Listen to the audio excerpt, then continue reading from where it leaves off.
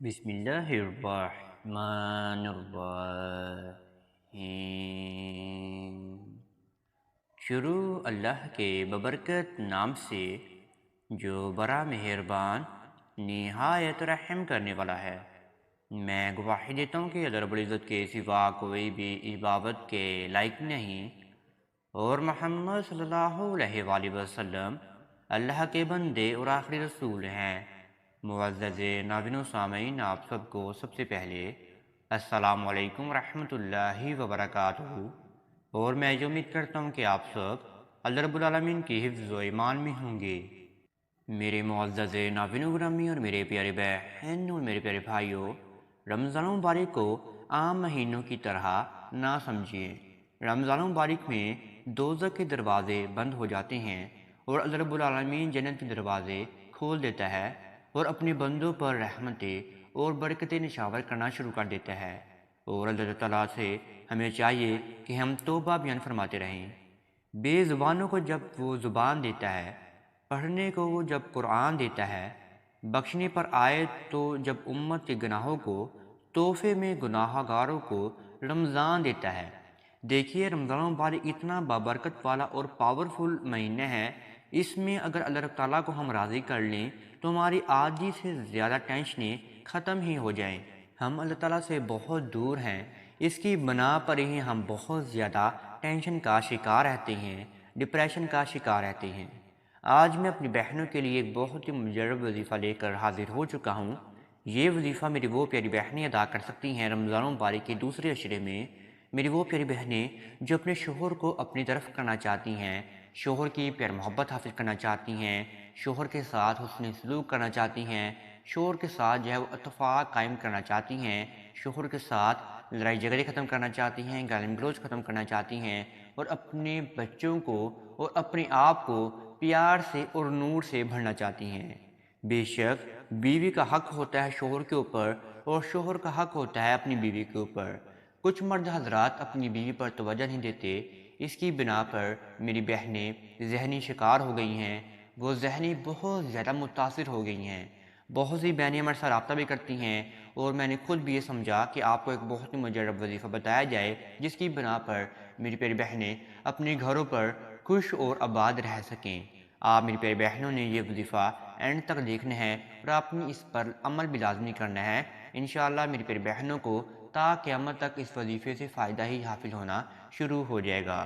یہ وظیفہ میری پیاری بہنوں نے رمضان مبارک کے دوسرے عشرے میں کسی بھی وقت اور کسی بھی 2 دن ادا کر کے اپنے آپ کو اپنی ہمیشہ کے لیے فائدے میں لے آنا ہے۔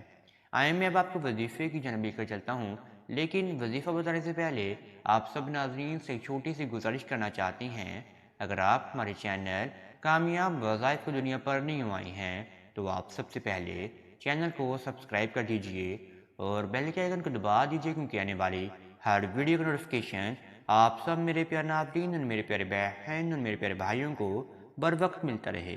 ہاں میری پیارے بہنوں نے یہ وظیفہ رمضان مبارک کے مہینے میں اور دوسرے عشرے میں ادا کرنا ہے۔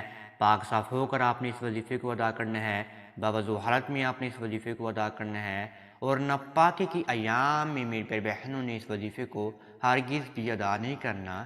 اور جب آپ نے اس وظیفے کو ادا کرنا ہے تو آپ کا دونوں دن روزہ ہونا چاہیے، اور آپ نے اس وظیفے کو افطار کے وقت بیٹھ کر اپنے شوہر پر وظیفہ ادا کر کے اپنے آپ کو اپنے فائدہ دلوا لینا ہے۔ آپ میری پیاری بہنوں نے سب سے پہلے پاک صاف ہو جانا ہے، اچھے کپڑے پہن لینے ہیں، اور آپ نے افطار سے کچھ دیر پہلے جب آپ فارغ ہو جائیں، آدھا گھنٹہ پہلے یا گھنٹہ پہلے، آپ افطار والی جگہ پر بیٹھ کر ہی اس وظیفے کو آپ شروع کر دیجیے گا۔ یہ مخصوص دن تو کوئی نہیں ہے، لیکن آپ نے دوسرے عشرے کے اندر ہی آپ نے 2 دن تک اس وظیفے کو لازمی ادا کرنا ہے۔ آپ نے جب اپنی جگہ کا بھی اہتمام کر لیا اور آپ اپنی جگہ پر بھی بیٹھ گئیں، پھر آپ نے سب سے پہلے اپنے ذہن و گمان کو باندھنا ہے کہ آپ اس وظیفے کو کیوں ادا کرنا چاہتی ہیں۔ آپ میری پیاری بہنیں اپنے شوہر کو اپنی طرف کرنے کے لیے، میاں بیوی میں پیار محبت قائم کرنے کے لیے، صلح اتفاق قائم کرنے کے لیے، یا شوہر کے متعلق آپ کی کوئی اور ذاتی رائے ہیں، آپ اس کے متعلق بھی اس وظیفے کو ادا کر سکتی ہیں۔ یہ سب معاملات آپ کے ذہن و گمان میں ہونے چاہیے۔ جو آپ کے جائز معاملات ہیں شوہر کے متعلق، وہ آپ اپنے ذہن و گمان میں باندھ لیجئے، اور پھر آپ اس وظیفے کو کرنا شروع کر دیجیے گا۔ جب آپ نے اپنے دین و گمان کو باندھ لیا تو پھر آپ نے اسی جگہ پر بیٹھے بیٹھے ہی اپنے سامنے ایک عدد ہی کھجور لے کر رکھ لینی ہے۔ پھر آپ نے اپنے وظیفے کی جانب پا کر وظیفے کو شروع کر دینا ہے۔ آپ نے سب سے پہلے 11 مرتبہ درود ابراہیمی کا ورد کرنا ہے۔ پھر آپ نے اللہ رب العالمین کا ایک بہت ہی مجرب نام پڑھنا ہے۔ یہ نام ہے یا ودودو، یا ودودو، یا ودودو۔ یا ودودو کے معنی ہے اے محبت کرنے والا یا بہت محبت کرنے والا۔ انشاءاللہ جب اللہ رب العالمین آپ سے محبت کر لیں گے، دنیا کی ہر چیز آپ کے سامنے آ کر گر جائے گی، اور جس چیز کی بھی طلب کریں گے وہ آپ کو ملنا شروع ہو جائیں گی۔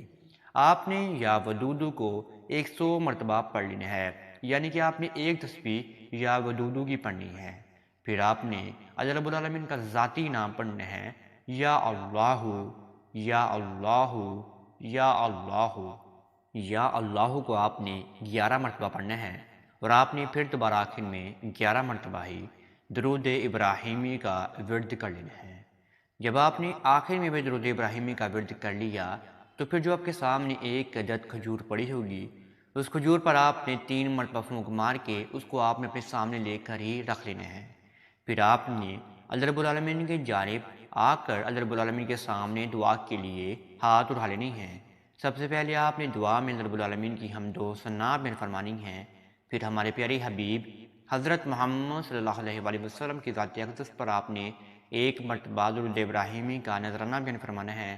پھر آپ نے 3 مرتبہ دعا میں یہ الفاظ پڑھنے ہیں، یا ارحم الراحمین، یا ارحم الراحمین، یا ارحم الراحمین۔ آپ میری پیاری بہنوں نے تسلی سے اور مطمئن ہو کر آپ نے دعائیں مانگنی ہیں۔